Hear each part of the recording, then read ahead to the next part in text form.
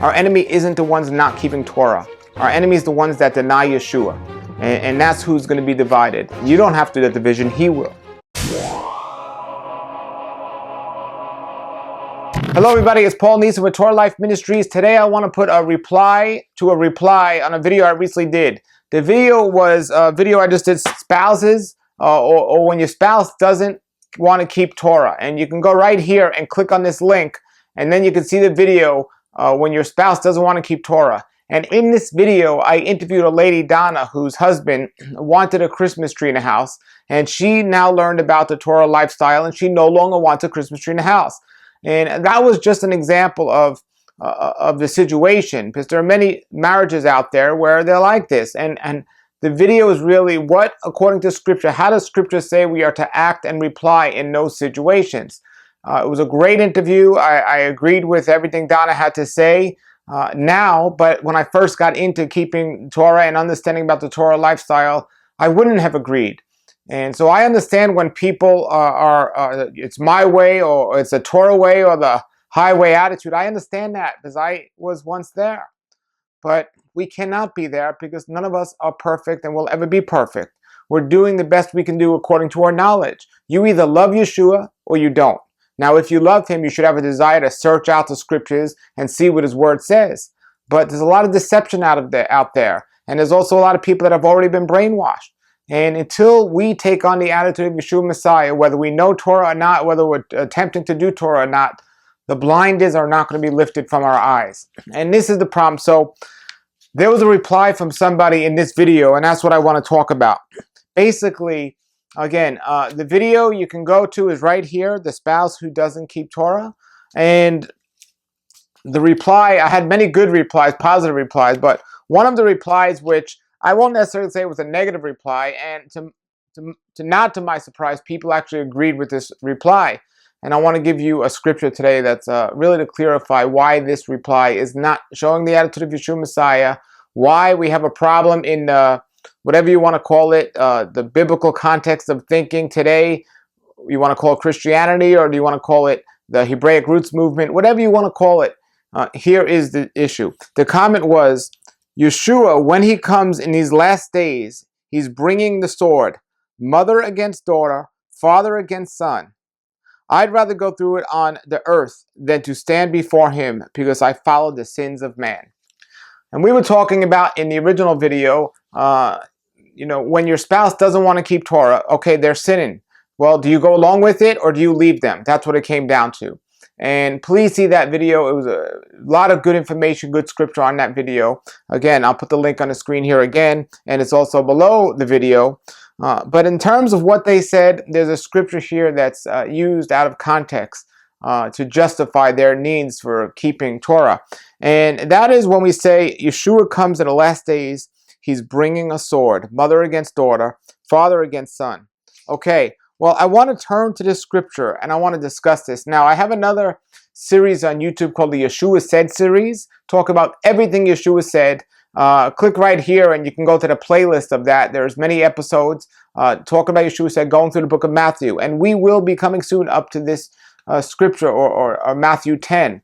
But I needed to make this video and reply to the comment that this person had and people that actually agreed with it. You do not understand this scripture if you think that that means those that aren't keeping Torah are going to be separated from those that will. That is not what that means. It can't mean that, because even if we have the heart to do all of Torah, we're not. So if we're going to be divided, or if that scripture means we're going to be divided from people that are not doing his work or not doing that, well, everyone's going to be divided because no one is doing it completely. The only one that ever can, will, and did do it completely was Yeshua himself. Now, the fact that we're not doing it completely is not the point. The point is, where is our heart? If we're not doing something, are we repetitive about it? Are we trying to overcome it? Are we trying to do our best to learn his word? Is our passion to study his guidelines? Or are we not doing it and say, we don't care? That's what he's came to divide. He's dividing the attitude, not the actions. And your attitude is supposed to be reflected in your actions, and vice versa, but it's not always the case, because like I said, there are many deceived people, many misled people. but that doesn't mean their heart isn't for Yeshua. So let's read the scriptures and see what it actually does mean. We go Matthew 10:32. It says, everyone who acknowledges me publicly here on earth, everyone who acknowledges me publicly here on earth, I will also acknowledge before my Father in heaven. But everyone who denies me here on earth, I will also deny before my Father in heaven. And then verse 10:34 says, don't imagine that I came to bring peace on earth. I came not to bring peace, but I have come to set man against his father, a daughter against his mother, and a daughter-in-law against his mother-in-law. Your enemies will be right in your own household. Now, when he says your enemies will be right in your own household, I already answered the question, folks. Who did he come to divide? Did he come to divide the people that weren't doing Torah, or did he come to divide the enemies? Now, who is the enemy? Is the enemy somebody that says, I believe in Yeshua, I just don't believe we should be keeping Shabbat? Is the enemy somebody that says, I believe in Yeshua, I just don't believe we should be eating clean or unclean food, we could eat whatever we want? Is that the enemy? Or is the enemy the one that says, I do not believe in Yeshua, I deny Yeshua? And folks, the answer was given to us. It says right here in 10:32 of Matthew again, everyone, not some people, everyone, every single person who acknowledges me publicly here on earth, I will also acknowledge before my Father in heaven. So if you proclaim Yeshua as Messiah, Yeshua as the only way, Yeshua as who he says he was, it's those that will be acknowledged before his Father. It says, but everyone who denies me here on earth, I will also deny before my Father in heaven. Folks, that is the enemy. Those that deny Yeshua, not those that aren't keeping Torah.